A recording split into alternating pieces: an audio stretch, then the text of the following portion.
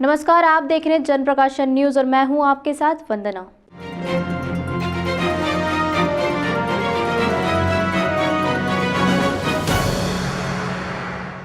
भारत के कई राज्यों में चुनावी माहौल बना हुआ है। इसी बीच इंदौर पहुंचे कांग्रेस के राज्यसभा सांसद विवेक तन्खा ने मीडिया से चर्चा की। इस दौरान बीजेपी पर सवालिया निशाना खड़े करते हुए उन्होंने बीजेपी के कार्यकर्ताओं में असंतोष का माहौल बताया है। इस दौरान उन्होंने मध्य प्रदेश में प्रियंका गांधी के द्वारा चुनाव का शंखनाद करने की भी बात कही। इंदौर पहुंचे राज्यसभा सांसद विवेक तन्खा ने एयरपोर्ट पर मीडिया से चर्चा की। इस दौरान उन्होंने बीजेपी और सवाल खड़े करते हुए कहा कि बीजेपी के कार्यकर्ताओं में काफी असंतोष फैला हुआ है, क्योंकि कांग्रेस से बीजेपी में जाने वाले नेताओं के कारण कार्यकर्ताओं में असंतोष है। उन्होंने कहा कि कर्नाटक में कांग्रेस की सरकार बनने की बात कही है। साथ में यह भी कहा है कि चुनाव के परिणाम वाले दिन देखा जाएगा कि किसकी सरकार बनती है। इसी के साथ मध्य प्रदेश में 2023 के चुनाव को लेकर उन्होंने कहा कि प्रियंका गांधी मध्य प्रदेश में चुनाव का शंखनाद जबलपुर से करेगी। वहीं यदि मध्य प्रदेश में कांग्रेस की सरकार बनती है तो बजरंग दल पर रोक नहीं लगाई जाएगी। इसी के साथ द केरला स्टोरी पर उन्होंने कहा कि मध्य प्रदेश में सरकार द्वारा टैक्स फ्री किया गया था, लेकिन 4 दिनों के बाद अचानक से इस पर लगाई टैक्स फ्री की रोक वापस ले ली। तो सरकार को ऐसी फिल्मों पर पहले देखकर कोई निर्णय लेना चाहिए।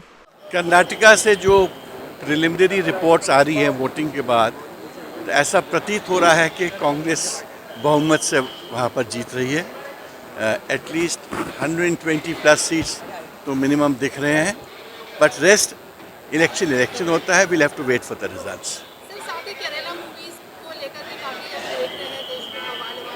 मुझे तो आज बड़ी खुशी हुई कि आज से 3-4 दिन पहले जब मैं जबलपुर पहुंचा था तो शिवराज जी का एक स्टेटमेंट आया था कि हम एग्जेम्प्ट कर रहे हैं इसको।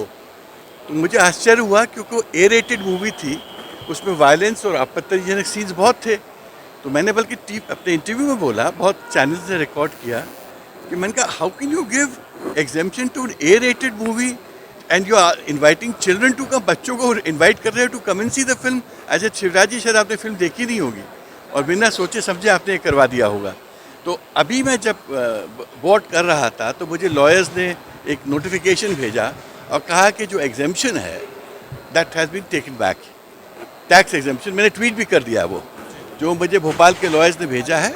और अगर ऐसा किया है सरकार में तो मैं उसको आई फील गुड, क्योंकि अगर गलत स्टेप हुआ है तो उसको वापस लेने में कोई हिचक नहीं होनी चाहिए। बहुत इम्पोर्टेंट है। मैं खुद जबलपुर का हूँ और 12 तारीख को अभी एज ऑफ टुडे उनका दौरे के कार्यक्रम की हम लोग को सूचना मिली है और उसकी तैयारियां भी अच्छे से होंगी, क्योंकि वहीं से एक प्रकार से मध्य प्रदेश के इलेक्शन का शंखनाद होगा। क्योंकि राहुल जी पद यात्रा के वक्त यहाँ आ चुके थे। अब पूरा महाकौशल, विंध्य और बुंदेलखंड प्रियंका जी के लिए रुका है और मुझे अच्छा लगता है कि उनके आने से एक इंस्पिरेशन आएगा वहाँ पर। मुझे अंदाज़ नहीं है कि कौन आ रहा है या कौन जा रहा है। मैं भी आपके न्यूज़पेपर्स के थ्रू ही पढ़ता समझता हूँ। मगर बीजेपी की एक प्रॉब्लम है कि बीजेपी ने 50% of its seats ministerial berths Congressman को दे दी। आपने गवर्नमेंट गिराने के चक्कर में अपनी पार्टी का कांग्रेसीकरण कर दिया और आपके लोगों के लिए जगह नहीं थी। आपके लोगों को मंत्री नहीं बनाया गया। उनके जो हार गए वो चेयरमैन भी बन गए। तो हुआ क्या कि बीजेपी में बहुत बड़ा असंतोष है कि जो लोग बीजेपी के थे और जो लॉयल थे, जिन्होंने सालों से बीजेपी की सेवा की है, उनको अब डिसलॉयल माना जा रहा है और लॉयलिस्ट वो हो गए हैं जो कांग्रेस से छोड़ के हो सकता है पैसा लेके आए। अच्छा, बजरंग दल पर प्रतिबंध लगेगा? आपकी सरकार आएगी मध्य प्रदेश में?